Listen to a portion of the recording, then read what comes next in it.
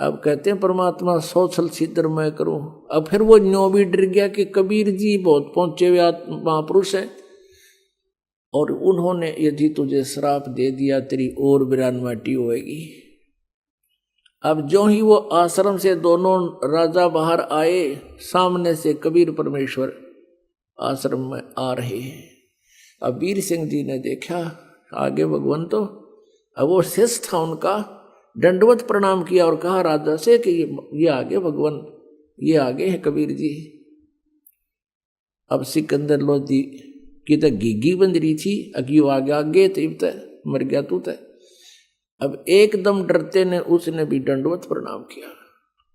और पुण्यात्मा, परमात्मा से लाभ उसी समय मिलता है जब हम अति अधीन हो जाते हैं।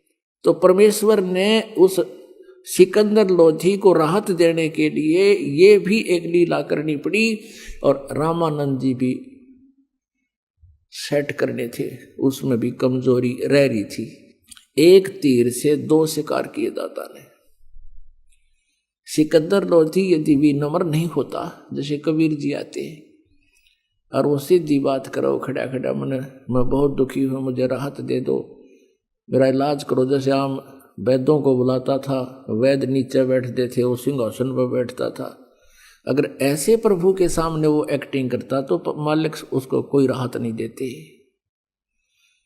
अब अति अधीन दीन हो प्राणी, वह को कहे ये अकथ कहानी।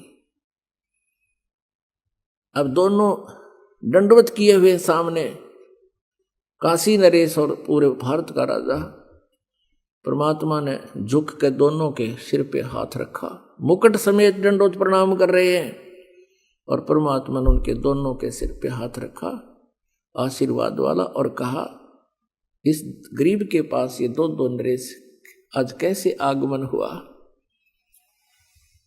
अब सिकंदर लोधी खड़ा होकर आंखों में पानी भर के ये कहने लगा कि हे प्रभु, जिस उद्देश्य से हम आए थे आपके दर्शनार्थ, वो तो आपके सप्रस मात्र से मेरा दुख दूर हो गया। परमेश्वर ने यूं ही कहा था हाथ रख के कि ये दिल्ली के बादशाह और काशी नरेश आज कैसे आगमन हो गया दास के पास।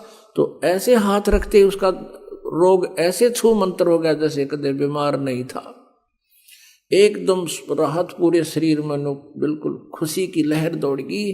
और सिकंदर लोधी ने समझ लिया ये तो अल्लाह आए हैं, चरण पकड़ दिए और कहने लगे प्रभु मुझे माफ कर दो, मैं बहुत नीच आत्मा हूँ, मैं बहुत पापी प्राणी हूँ,